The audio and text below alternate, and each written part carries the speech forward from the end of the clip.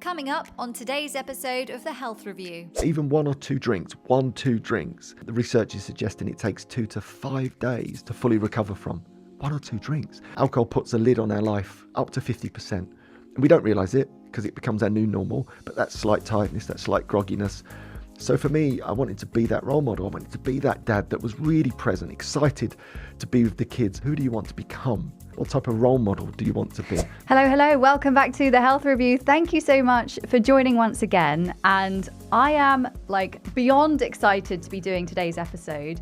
Something I've been wanting to do for a long time. And I think I found the perfect person to do it with. It's going to be about alcohol. Now, listen up, because I know lots of us have grown up in a culture where we're used to drinking from a young age. It becomes part of our routine, part of our socializing, part of meaningful events. But we know it can do a lot of damage to our life in many different ways. Is it something that you've ever thought about quitting or even just cutting back a little bit on? The alcohol-free movement is really growing. We're going to talk about it today, ways in which we can potentially cut back or even just give it a go. Give it a go and quit for a while and see how you feel after. Today, I'm joined by Andy Ramage, co-founder of OneYearNoBeer, co-creator of the Dryy alcohol-free app, and one of the world's leading alcohol-free performance coaches. In this conversation today, we're going to explore the rise of the alcohol-free lifestyle movement and its huge ripple effect that's going on right now, from personal well-being and productivity to cultural change across many industries. And he's also going to share why a 90-day break can transform your mindset and how small habits compound into huge results, which we're all about on this show.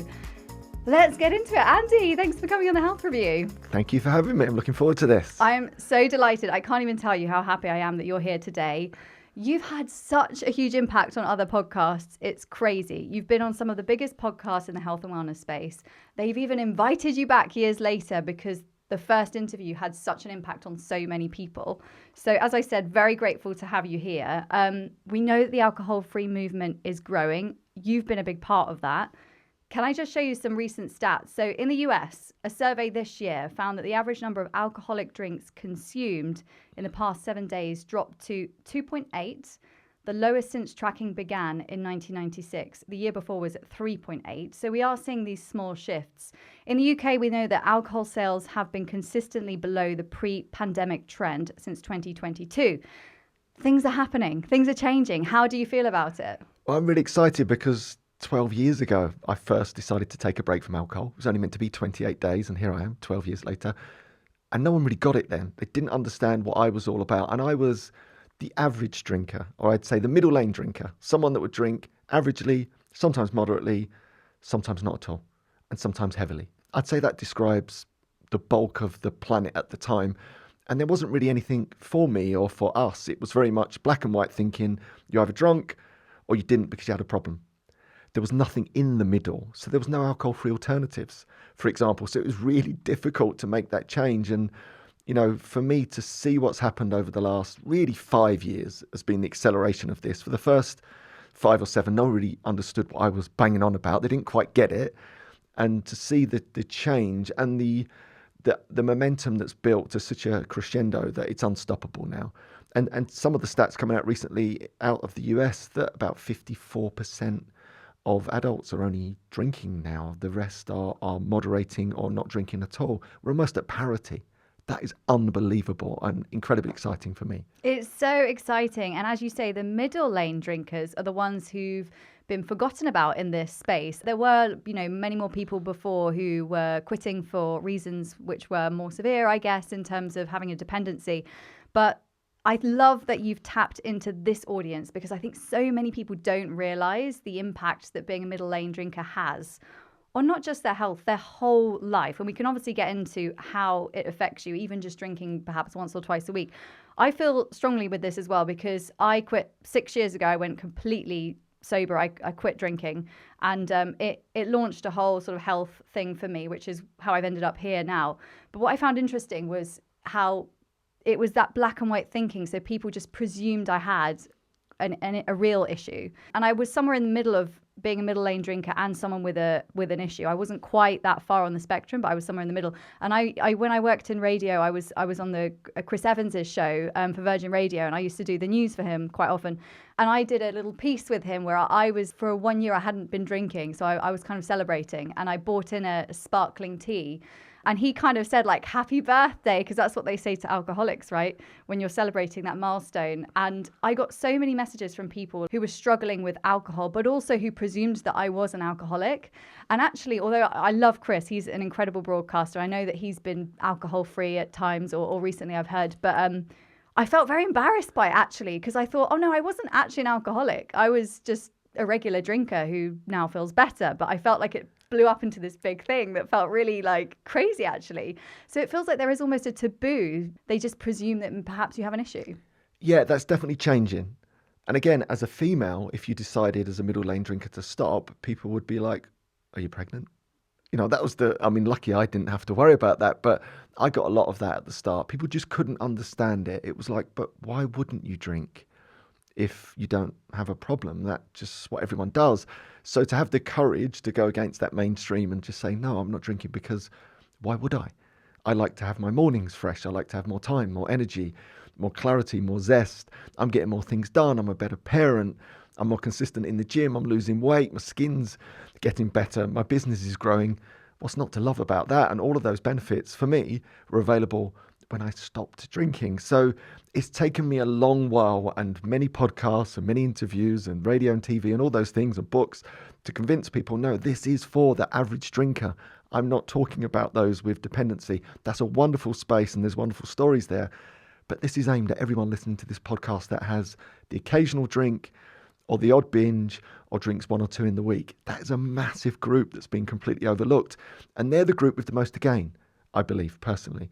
Because it's not until you remove it, you realise maybe the thing that's been holding you back a little bit for all these years has been those 1 or 2 drinks in the week that just destroys your sleep a little bit, that gives you a bit of anxiety the following day. And it feels like a superpower. I'm not sure if you had the same experience, but I certainly did. It was like, this is like a superpower. I feel like I've gained this huge advantage over all of my peers, all of my friends, all of my family, because I'm up and on it and alive. Just one simple change to remove alcohol. So I'm really pleased the narrative is changing. People are really starting to get it now. They understand this middle lane in a way they didn't before. So yeah, it's exciting to see that shift starting to happen in our culture. It does feel like a superpower, because my husband joined me on that journey, and actually it's been great because it's something you can kind of share together. And we used to sometimes say like, oh, it feels like a little secret that like we've got more energy. And I think we've been through phases where you just feel super motivated to either do a project or a business or a work achievement, and you just feel like you're on a great path, which can kind of get a bit clouded when you're drinking regularly. It's hard to think straight, isn't it? It's hard to really think ahead to like, what goals do I want to achieve in the next year and actually execute them? And I guess as a mindset coach, this is a big part of it, all kind of ties in there together. But I'd love to know what made you actually make that choice. As a middle lane drinker, what was it that actually told you, right, I need to just give this a go and see what happens? Funnily enough, I tried everything else first. That's the classic move with alcohol, isn't it? So at the time I was a broker in the city. I had my own brokerage not far from here in Finsbury Square. And that was very much part of that culture. You entertained, and I was a big entertainer, and you did that via alcohol. So it was the last thing I ever questioned. It was sort of who I was. I was fun time, 4 pints Andy, right? Everyone knew me as this big, larger-than-life character, and that character was really built on alcohol. So it never even came into my mind to question alcohol, but I was struggling. Outwardly, I had it all, in the traditional sense of the city, nice things and houses and family and all those wonderful things. Inwardly struggling. 3 stone, overweight, unfit, starting to suffer anxiety, panic attacks. Like, this stuff was really creeping into my world. Lacking meaning, lacking direction. My ambition had definitely been quelled. I just felt tired all the time.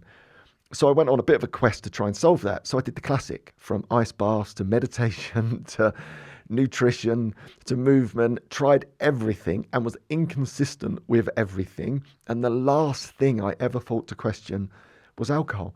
Then I had this thought one day, I wonder, is it alcohol? I wonder what would happen if I removed that. And of course I did. But there was loads of fear around that because, again, I thought, are my friends going to disown me? Are my colleagues going to think I'm boring? My clients going to do business with other people? Is my wife going to run off with the postman that loves a beer or two? And my biggest fear, and I always joke about this, but it's true, my biggest fear was, how the hell am I going to dance at weddings? Do you know what I mean? How am I going to do that? Middle-aged ginger bloke throwing You must have been shapes. going to a lot of weddings at the time. Well, to it be was. worried You know, about that. I was in the wedding. Yeah, you get that wedding zone, don't you? Yeah. My sort of, everyone was getting married. But I had all those fears, but I decided to give it a go. And just as a test, it wasn't anything more. It was like, I think I'm just going to do 28 days. And of course, I tried to do it and failed epically. And colleagues said, you'll never do a month. We know your character. And I tried and I failed and I got it wrong and I failed again and got it wrong. But I didn't give up. I could just sense there was something in this for me. Then got to 28 days and it was like a game changer. It was like, oh, wow. This is how I'm supposed to feel. I have not felt like this in the best part of 20 years. Sleeping better. I felt energized. I felt excited about the day. The ambition had started to come back. I was getting more consistent in the gym, the way I was nourishing my body. I was less grumpy, less tired. I thought, I'm going to keep going with this. And 12 years later, here I am. Wow. Still on that little break. But yeah, it's now a 12-year break. That's amazing. I absolutely love it. And it shows that you had a real drive to feel better, because it is hard. It's those first few weeks. That's what I always say to everyone about making changes in their life, whether it's diet or exercise. It's like, if you can get through those first few weeks, which are generally like quite bad for most people, especially if you are exercising and you haven't exercised before, it can feel honestly awful. If you can get through those first few weeks, it just suddenly everything clicks and actually you don't think about it. When was the point where you got to going out and actually alcohol was just this thing in the background that you weren't paying attention to? Because that happens to a lot of people eventually, doesn't it? Yeah, and that takes a while. I've got to be honest, I think those environmental cues and clues of the pub, for example, and I spent a lot of time in the pub, that's what we did, in restaurants and bars. That's quite hard early on to go into those spaces. And I think you've got to treat yourself kindly in that respect, i.e. don't expect that you can just take a break from alcohol and then go back into that setting. And at 1 a.m. in the morning, you're still thinking, this is fab. I didn't enjoy being in those environments at those times. I didn't enjoy being around people when they got to that drunk phase. So it took me a little bit of rebalancing my social life and the way I entertain clients to handle that in a space that I really started to enjoy, because I really started to enjoy the mornings.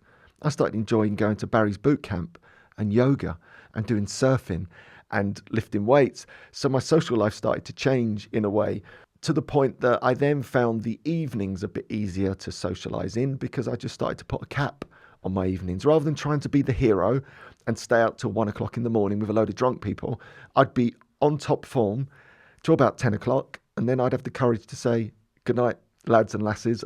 I'll leave you to it. Yeah. I'll see you in the morning when I'm bright and breezy and up and on it and I'm banging the drum in the office and feeling amazing and they're all hanging.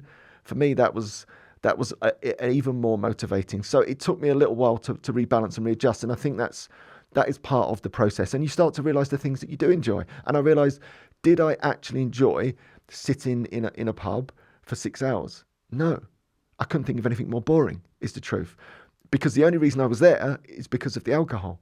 I wasn't there for the connection, because clearly when I went to the same place without the alcohol, the connection kept me entertained for an hour and a half, but then I had other things I wanted to do. So I think you have to treat yourself really kindly in that respect. And everyone's different. But for me, I just found there was a rebalancing of my social life. But the one thing that did make it easier were alcohol-free alternatives. Although that was quite difficult for me to come by in those early days, it's got much easier. And that has made the whole experience, I think, of socializing in those traditional ways a lot easier when you have something that looks like, tastes like, feels like what everyone else is drinking. There's definitely a bit of a placebo to that I think helps you settle into the social event. Yeah, I love where that space is going. As you say, it's just nice to have something. And I think people are getting used to having alcohol-free alternatives now. So drinkers are sort of less offended when you pull out, a kind of kombucha or something if you're down at a bar or a pub. It's hard though, isn't it? I guess a lot of people say, if you've got friends who think this is quite a drastic thing that you're doing, they might say, but how will you have the energy to come to parties, or how will you have the energy to go to weddings? But I guess once you get to a point where you've cut out alcohol for long enough, your natural levels of energy are just a bit better than they were if you were a regular drinker. So if you were drinking 3 times a week and then you showed up to a wedding on a Saturday night, you probably wouldn't feel very social because you kind of still living those effects of having the alcohol in your body. So I guess your kind of energy levels go up. But something I also found, I don't know if you found this, was that when people are drinking their first couple of drinks, so if you're the only sober one there and they're kind of tipsy and in that kind of happy, giggly, energetic place, you almost sort of free ride off that energy that they have. And then for me, I always find when the conversation starts declining and people start drinking more and more, I kind of leave at that point. I think, well, they won't remember that I've left at this point anyway, because they're drinking a lot more. So I feel like there are little hacks when you're starting to kind of get the energy and show up in a way that you want to show up. And it can be hard. So if you're an introvert, that can be a huge crutch for people who they just feel like they need one drink or a couple of drinks just to kind of relax. Could be a date, huge on dates. I've heard so many people, so many of my friends who are single at the moment, and they're saying, I want to quit drinking. But if you're going, you really want to find a partner and you're going on 2 or 3 dates a week, you just need a glass of wine or two, is what a lot of people say, to just relax and calm. What do you think about that? Yeah, and there's truth in that. And the truth of it is this: if you take the alcohol drug effectively, that's one of the effects of it, that it has a sense of calm because it overstimulates a neurotransmitter called GABA in the brain, which essentially calms the central nervous system. Hence why I think most of us drink, in truth. But what happens is we build these subconscious habitual behaviors around that. So we tell ourselves, I'm in a situation that I'm uncomfortable with, I've got this social anxiety, and then we have a couple of drinks and it seems to go away. And our brain likes that. So the reward is I dissipate that social anxiety, that psychological pain. I'll do that again. And then you just keep doing that. And then you rinse, repeat that, most people for the rest of their life. And then you take a break from alcohol and then you're faced with that same uncomfortableness. And I'm an introvert as well, and I'll get to that in a second. But what I found was something magical happens. If you wait just about 10 minutes, that's all you need. Your brain, your emotional brain, your evolutionary brain will settle into the occasion. It will know it's not dangerous. You don't need to run. And actually, you'll find that all of that anxiety vanishes. So I realized that my drinking career was built almost entirely on a lie. And what I mean by that is my whole drinking career was about that first social anxiety, that couple of drinks just to ease me into a social event, where had I actually waited for 10 minutes at any point in that drinking career with the right mindset, I would have realised it went away anyway. And then I didn't have to do the drinking thing that was going to take away my time, my energy, my clarity, my focus, my ambition, make me tired and groggy and grumpy the next day. So it's the ultimate win when you're courageous enough just to lean into it. And there's another thing about that. I think there's something really attractive about people being their authentic selves. Mm-hmm. So when it comes to the dating space, I never dated in that space. My wife and I were together at the time that we stopped drinking. I've now been married 20 years. For over 10 of those, obviously, I haven't been drinking. Wow. But in the dating space, I was liking it to this. Like when you show up really authentically as you, that is unbelievably attractive. Not just to romantically attractive, just to people in general, that energy. And how do you not know the love of your life has not walked past you 10 times in a row and you missed it because you're under the fog of alcohol? And how do you not know that the best date you'll ever go on will not involve alcohol, because then you're at least both showing up as you, whether that's to, I don't know, go to the gym, go to yoga, go to a run club. Of course, this takes a bit more effort than, I'm going to say, the lazy option, which is just to go to the pub or a bar and have a few drinks.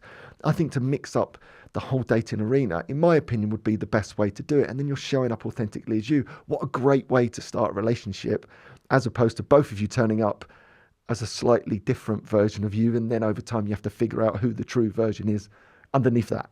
That's so true. I've never thought about it that way, because actually it's a great filter, because if the person you're going on a date with likes the authentic version of you, then that's a great start. Because if they like a version of you that's more confident or more controversial or whatever might happen to you when you have a few drinks, that's not the real you. So I think that's a fascinating point, actually, and a really good case for not drinking on dates. I also think having that clear mind.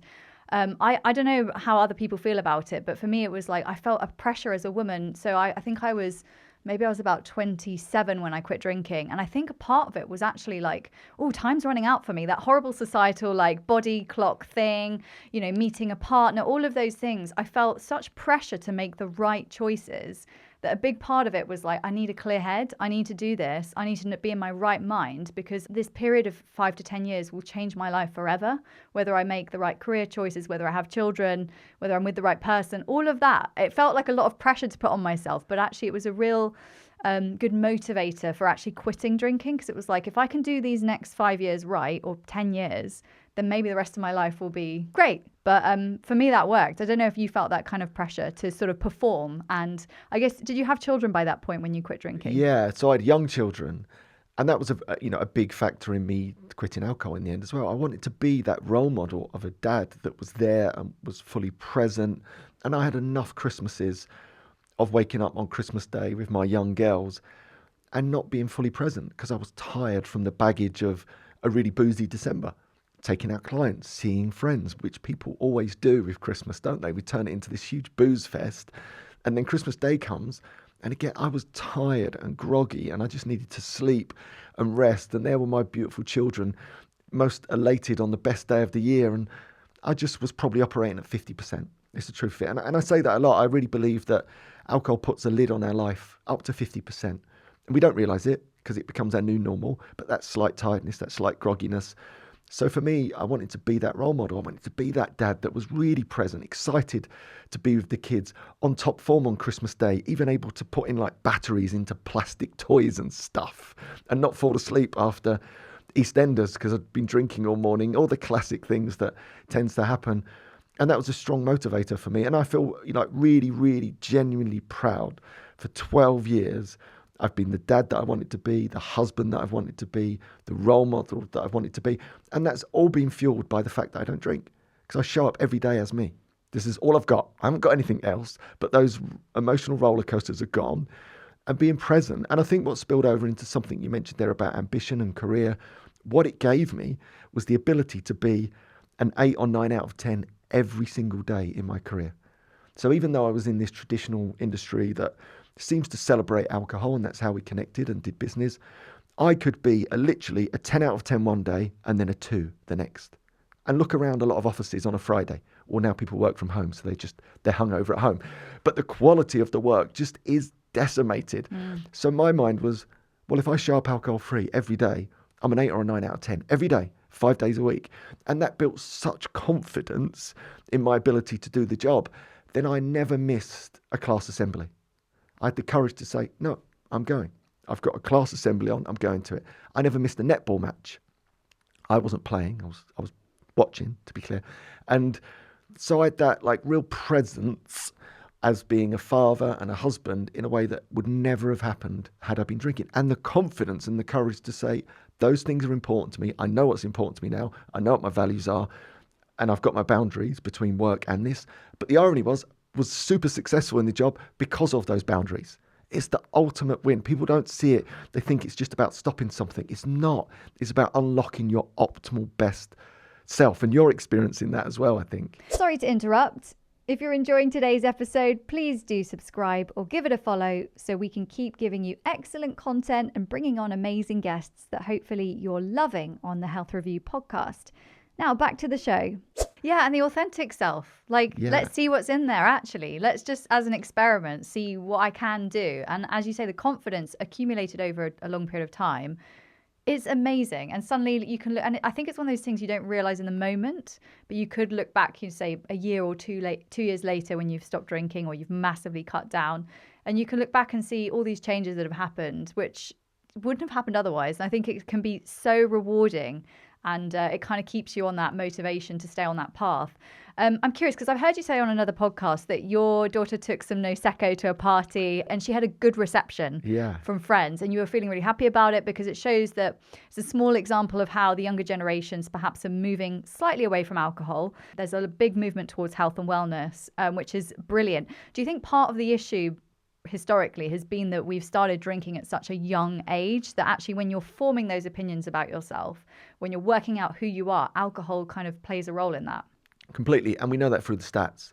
The younger you start drinking, the more likely you are to form problematic behaviours with alcohol in later life. Fact. So the later we can get our children to start drinking, if they want to experiment, the better. That's why we have a law that says you're not meant to drink until you're 18. But as everyone knows, especially from my generation, that meant nothing. You know, I started drinking at 12, 13 is the truth of it. Now, what I've seen again and this plays out in the stats, more and more young people are just not drinking. They're abstinent completely, or their relationship with alcohol is completely different to ours. I've got 2 daughters, one 17, one 19 now.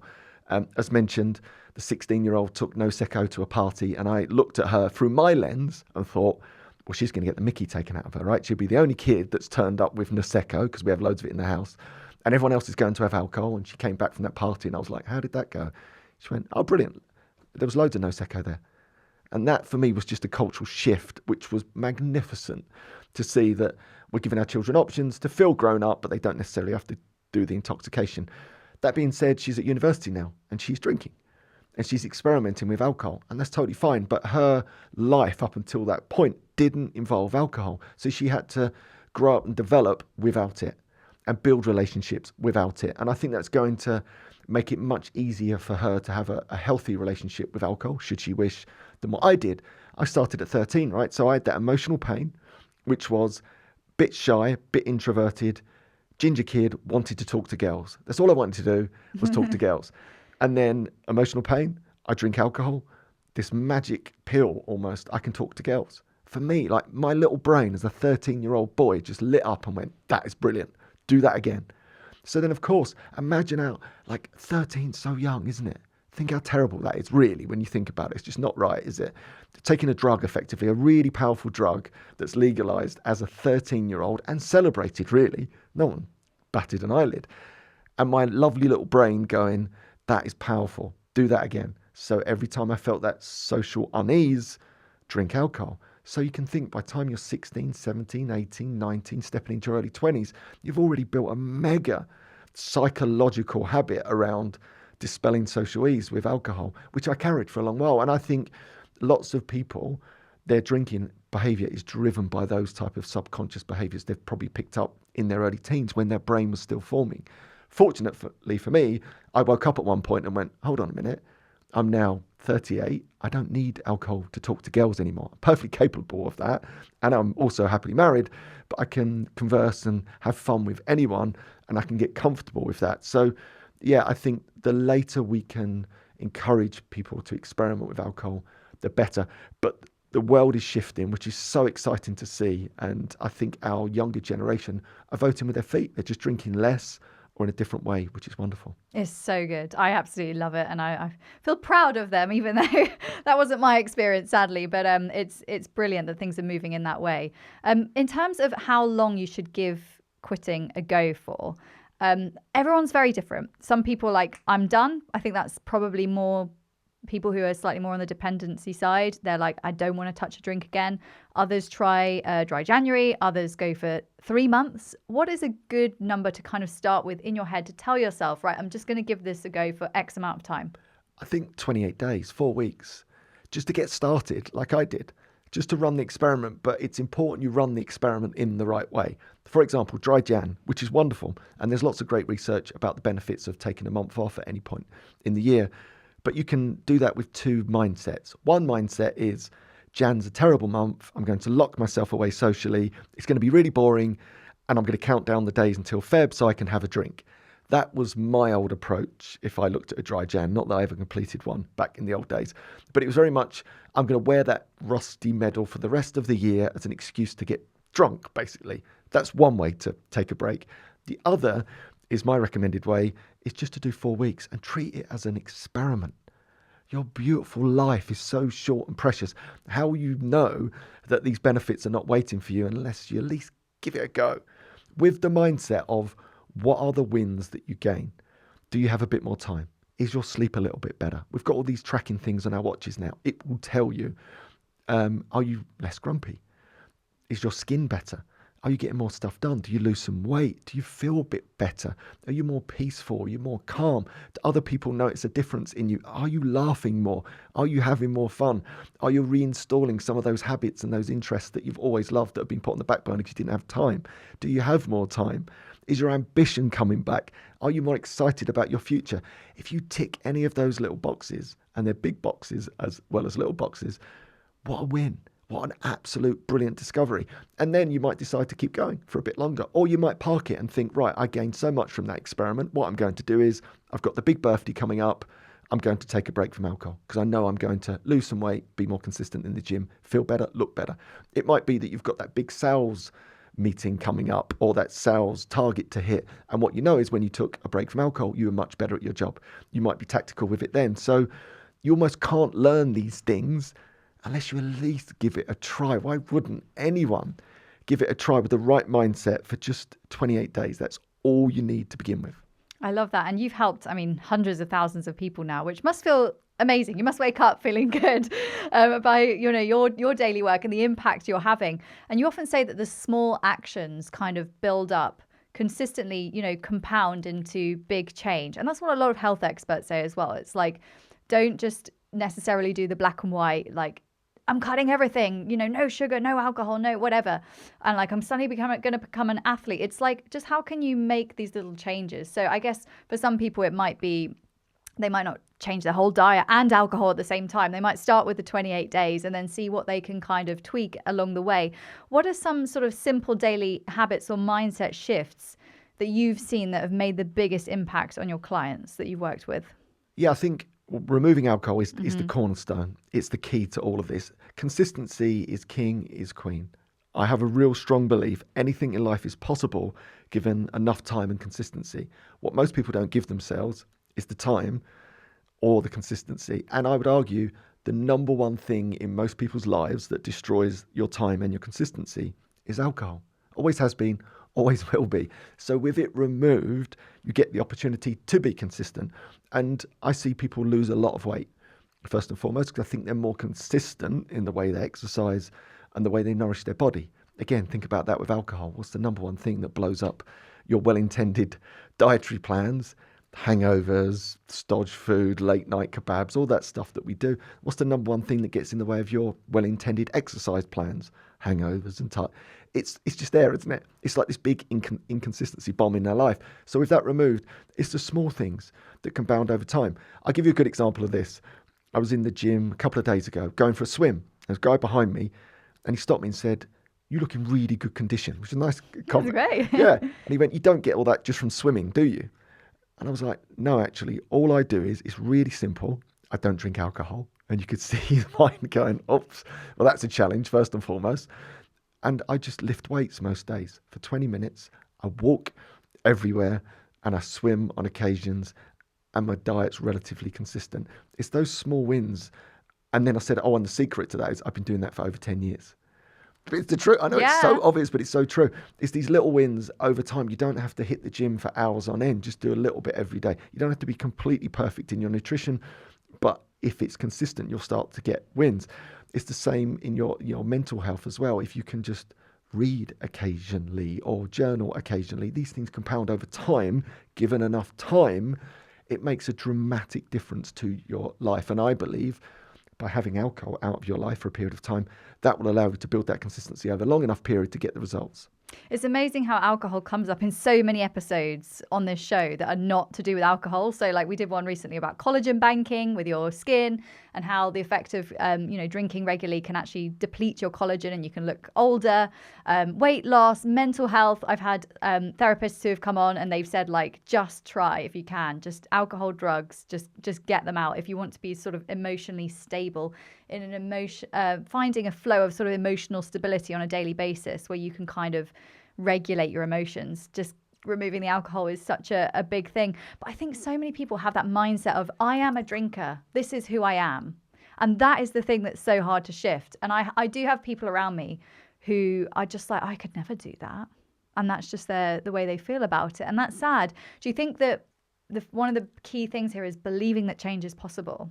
Yeah, and I believe the best way to affect that change, as Gandhi once said, be the change you want to see in the world.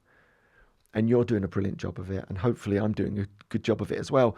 And it's showing up and shining that message and looking good and enjoying life and, colliding with challenges. That sends such a powerful message to all the people around, anyone that, listens into the podcast, for example, that, actually, if they can do it, maybe I can. Rather than preaching or telling people what they should or shouldn't do, I think it's really showing up and shining that message is the best thing that we can do. And that builds courage and confidence. And I know loads of people in my direct network, from family members to best friends, don't drink now.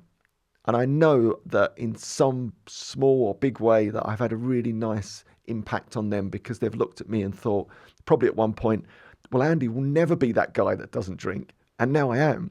So I think that's woken up so many people just in my immediate network, let alone beyond, to the fact that maybe they can do it. And you said about identity. We do say things like that. I'm just a drinker. Oh, that's just, I love my wine. I just challenge that and really like people to redefine themselves going forward, not looking backwards. Who do you want to become? What type of role model do you want to be? What type of contribution do you want to make? How do you want to look and feel 6 months into the future? Would not drinking help you get there? And if that's the case, why not give it a go? And one thing about identity as well that's really interesting. So I was this larger-than-life drinker. Everyone knew me as that, right? It was like my USP. If you want to go out and have fun, go out with Andy. Guaranteed it's going to involve alcohol and a pretty rambunctious kind of night. And I thought, I'm never going to be able to shift that identity. I'll always be getting compared when I stop drinking. Fast forward 6 months, I was the health guy. I was the fit guy. My USP, like, literally changed within 6 months. Everyone in the industry was like, oh no, he's the guy you go surfing with. He's the guy you go to yoga with. Oh no, he's the health and fitness guy. And I was amazed how quickly other people were able to shift my own identity into something else. So hopefully that's encouragement for people as well. You don't have to get stuck with a label, or almost a label that you give yourself indefinitely. You can change today. As simple as that. You could listen to this podcast, change tomorrow. In 6 months' time, you will be the health guy or girl. How cool is that? Oh, so fun. I love that. And I always say to people that I speak to, if I can do it, you can definitely do it, because I loved wine. I really loved wine. And I would have considered it like a hobby. I remember when people used to say, like, what are your hobbies? I was like, drinking wine. Yeah. I mean, I don't know why I thought that was a genuine hobby at the time, but I loved wine. I loved to smell it, the taste. I love to talk about it. There was something about wine that I just really, really loved. And detaching myself from that identity was hard. But yeah, then became the health person. And I guess now it's more and more people are getting into health. So it's not such an extreme thing. But 6 years ago, it was quite extreme. But it does feel like we're just, as a species, we're quite resistant to change. I also feel like in the UK, because of that drinking culture, because people haven't historically expressed themselves maybe as much as we could have, and there's lots of stress, there's lots of working in the city in particular. You still see it in London on a Thursday, on a Wednesday, every night the pubs are completely ram-packed in London, especially in the city, especially in Soho, people spilling out into the pavements. It's such a big part of our culture. No wonder it's so hard to make that change when it's just so embedded in our culture. But do you think as a species we're quite reluctant to change? Oh, yeah, absolutely. We resist change at every level. There's a great quote that I always come to, and it's W.H. Auden, one of our famous poets and writers from many moons ago. And I'll butcher this, but it goes along the lines of, we would rather die in our dread than change. I just love that old English kind of way of saying it. We'd rather die in our dread than change. And it's so true. People resist change at all levels. They'll stay in terrible relationships because the fear of change is outweighing staying in a terrible relationship. They'll keep drinking alcohol even though it's no longer serving them anymore at all in the way that it once did, because they're fearful of the person they might become without alcohol. And I think this speaks volumes to us as a species. We get very stuck in our learned behaviours. Hence why it takes the courage of the outliers to go, oh, by the way, I've just had the courage to sort of turn and walk the other way, and I'm getting all these incredible results. I find this all the time. Where you find a mass of people, turn around and walk the other way, and you'll find a treasure. It's the same. Conventional thinking has it wrong on almost every single level. And alcohol's a classic example of that. The vast majority of people are following that trend, and all the gold is actually to go against the grain. But it takes courage to change. But that's one of the best things about it, about going alcohol free, because once you've done it once, so this was me, I changed my relationship with alcohol. It took massive courage to do that in the face of unbelievable social pressure at the time. Within 3 months, I'd gone plant-based because I'd gained that courage to do something different. Now you can imagine this is 12 years ago. This was before plant-based wasn't a thing. Alcohol-free wasn't a thing. I'd go out with clients and they'd be like, what, you're not drinking? They couldn't get their heads around the fact I wasn't drinking. And then the waiter would come around and any dietary requirements. And I'd be like, well, I'm doing the vegan things. That was the only word you had for him then.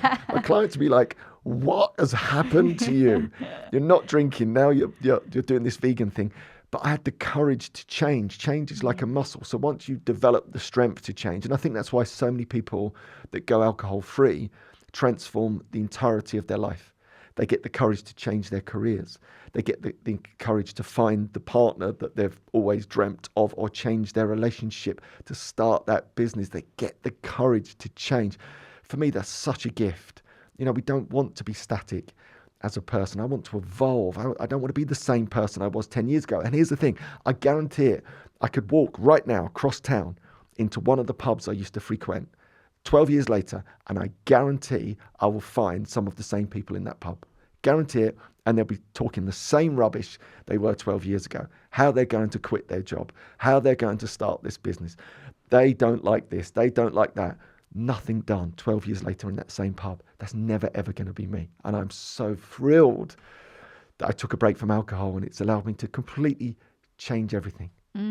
Yeah, and it makes you feel for those people still in the pub, because there is another version of them on another universe somewhere that's doing what you're doing, and probably feeling a lot healthier for it, and making potentially, you know, better decisions in their life. And it is that accumulation over time, which is what's so impactful.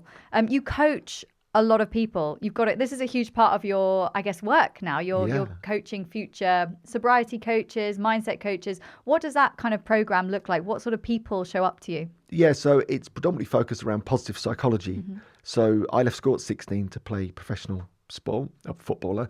Got injured when I was 21. Thought my academic career was over, but then went back to university. And this all happened when I stopped drinking. Same thing, right? That ambition and time comes bouncing back. Did degrees, then a master's degree in positive psychology and coaching psychology. So I loved the space of coaching. It was never meant to be a thing. Started coaching individuals around initially sobriety, going alcohol free, but now predominantly I do a lot of work with Professional Footballers Association, their business school I'm a part of, in their life transitions. So then after 10 years of, I guess, success in that, I wanted to really pass that gift on to others. So train executive coaches, life coaches, alcohol-free performance coaches.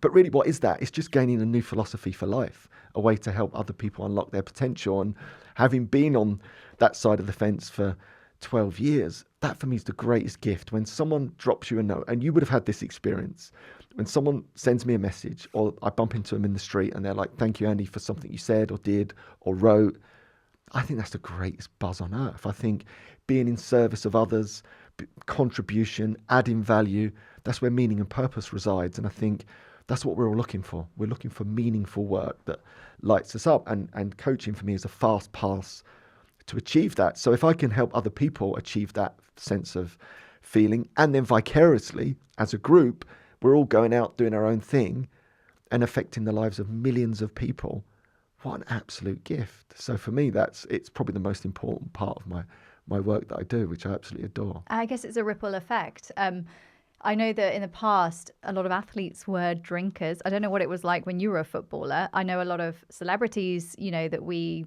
I guess, aspired to or like to see were drinking a lot, party animals, you know, the LA, the celebrity culture, wild, the amount of drinks and drugs that have gone on there, probably still to a degree.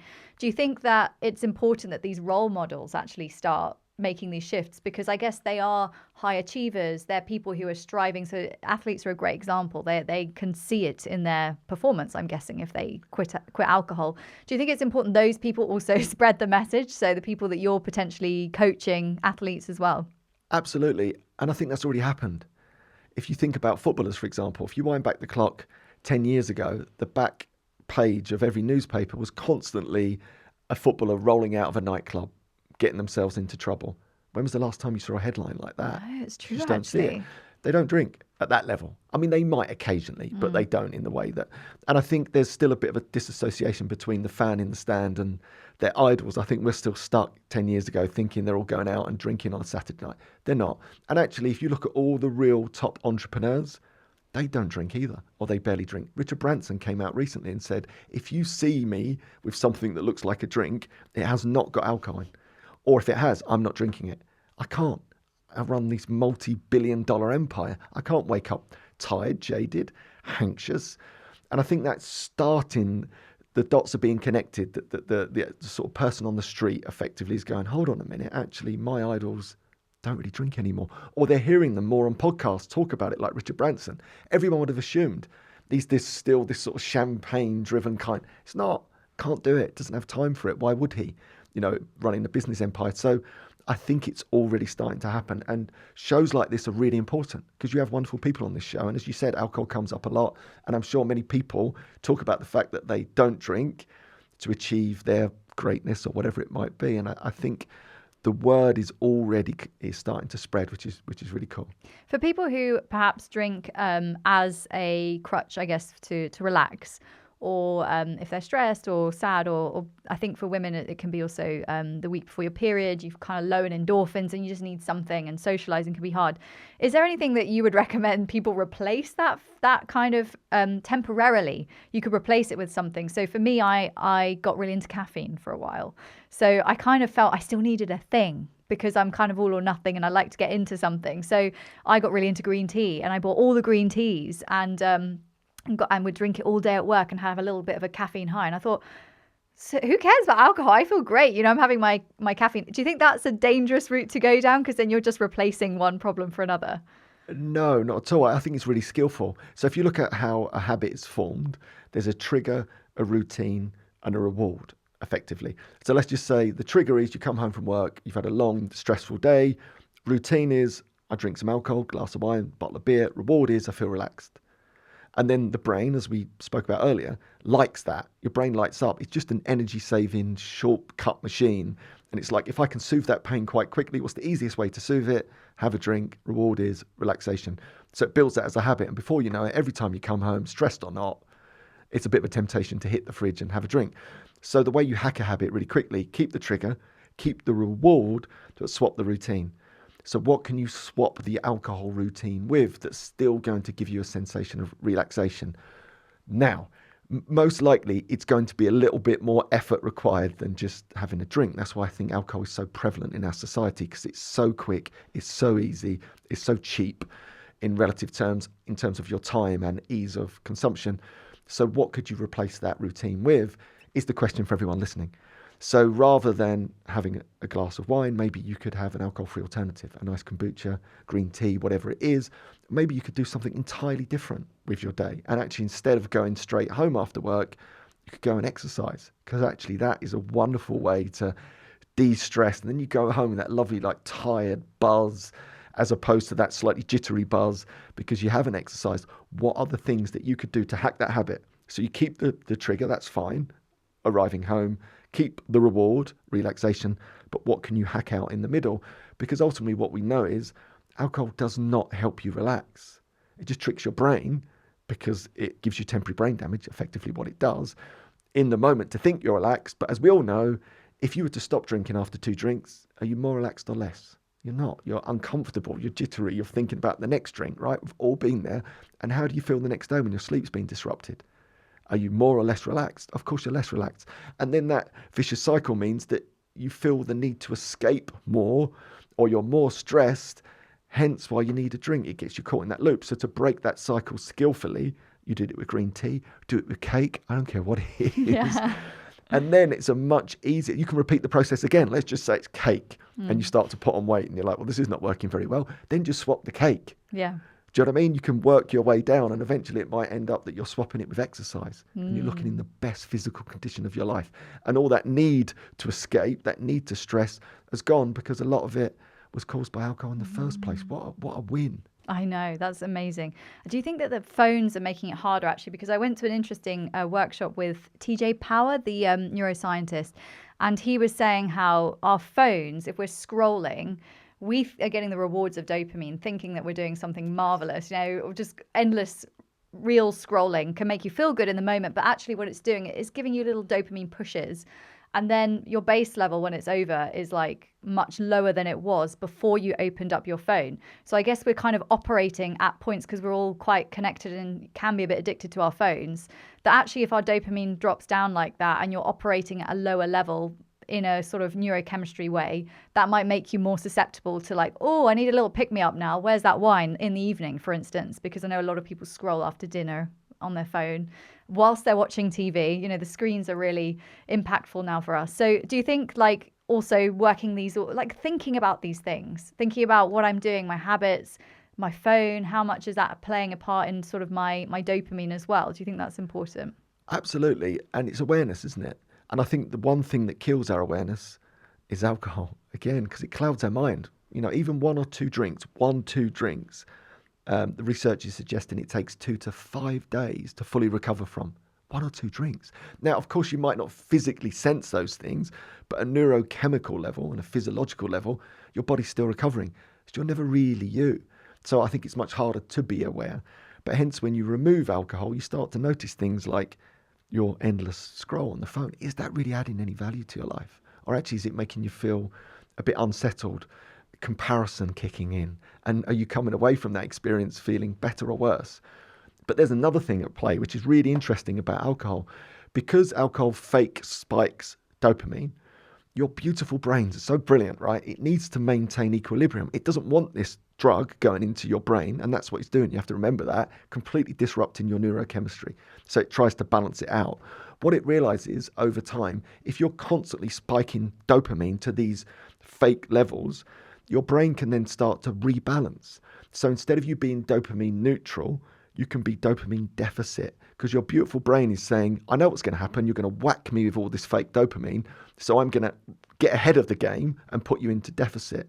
What that starts to do is it makes your world feel a bit grey, takes the small joys out of life. I would have described my world 12 years ago as grey. That was the description. Just felt a bit joyless. Didn't make any sense because I had all those material things that should have made me joyful, but it felt joyless. And I didn't realise, I think that's what had happened for me. I think I was in dopamine deficit. So what that means is the small joys are no longer joyful. The sunrise is just whatever. The hug with a loved one. Those little dopamine bumps that would take you from neutral to small positive were taking you from negative to neutral. Small joys are gone. And I think that's what happens. So then we get into our phones, which further deepens that deficit. And the one thing that seems to get us out of that deficit is alcohol, but it's not. All it's doing is taking you back to neutral at best. You're always in deficit. So if you remove alcohol, become more aware, maybe you stop scrolling as much, and then all of a sudden you see a sunrise, and you'll see this in the alcohol-free space. It's like sunrise, sea swim, ice bath, hugs with loved ones, like as if we've never had those things before. But it's because I think they're joyful again. Yeah. And if you think about that, how sad, like, and that hit me a little bit. It was like, how sad that this drug, alcohol, that's so prevalent in our society is sucking the joy out of so many people's lives and they don't even know it. I love hugging my daughters now. It's the greatest thing that I do. It's my greatest joy, my greatest gift. I love a sunrise. I love a sea swim. I love all of those small joys because my brain is balanced again. And that's how we evolved. We're meant to enjoy the sunrise. We're meant to be in a parasympathetic nervous state where we can connect with others, where we can really enjoy those hugs. It's like I think we need to tap more into like our biology and how we evolved. And it feels like we're just in this bizarre world now where we have all these things, substances and addictions and screens. And it's like we have to try so hard to actually get into that equilibrium that you just mentioned, which is the challenge that we're all on. And I hope everyone listening is thinking about that every day, not just with alcohol, but with all the small decisions we're making, because it can change the way you see the world, as you've just said, from grey to this beautiful, colourful life that feels vibrant and finding the joy in the small things, which can feel so lovely and rewarding. Andy, before we wrap up, I know that you've got an exciting venture on the way in the alcohol-free space. You're launching a drink. Firstly, what is your favourite type of alcohol-free drink? And secondly, tell us about the brand. So I really like Lucky Saint. And I know the Lucky Saint team really well. I like them because it's a purely alcohol-free brand. So I'm a little bit biased than the big alc brands with alcohol-free alternatives. and it tastes great. So it would be my go-to. We're releasing a energy drink effectively, but it's Mother Nature based, purely healthy, no compromise at all, called Authentic Brew. And essentially it's 3 types of mushrooms. So it's functional energy, sea kelp, theanine. It's a wonderful combination of health, basically, in a drink and supplement form. But the reason I got involved is because 6 or 7 years ago, I put my goals on the wall and I stare at them, right? So even the big, hairy, audacious goals, the ones that I've got no time to really action, but I want them in my brain. So my subconscious mind will pick up on them and show me the people, places and resources I need. And one of those big, hairy, audacious goals was to plant 10 million trees. It was my rather uneducated guess at trying to do something for climate change for my daughters. On my wall. And then Mike Moody, who's the co-founder of Authentic Brew, came along and said, right, I'm creating this brand.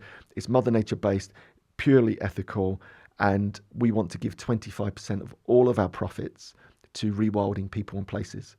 And we're already talking to some of the big charities in the forestry space that are going to help us plant trees as we make a success of this brand. And then my brain just lit up and went, that's going to be me ticking that 10 million tree box. I'll get involved, which I have done. That's so not incredible. Only does it taste great and it produces all these wonderful functional benefits, it's going to go and do some real good in the world. Oh, delighted how with. Rewarding. Yeah. That's so incredible. So you're helping people quit alcohol, plus also helping the environment, which is so amazing. Gosh, I'm in awe of you. I really am. You're doing so many incredible things. Andy, I have had the best chat with you today. Thank you so much for coming on the Health Review. For people who want to follow you and check out your website, all of the many, many projects that you're working on, where can they find you? AndyRamage.com is the best place to go. I've also got a documentary coming out. No way. Yes, called Going Dry. Movie.com. You can watch the trailer. It's going to be epic. That's out in the spring.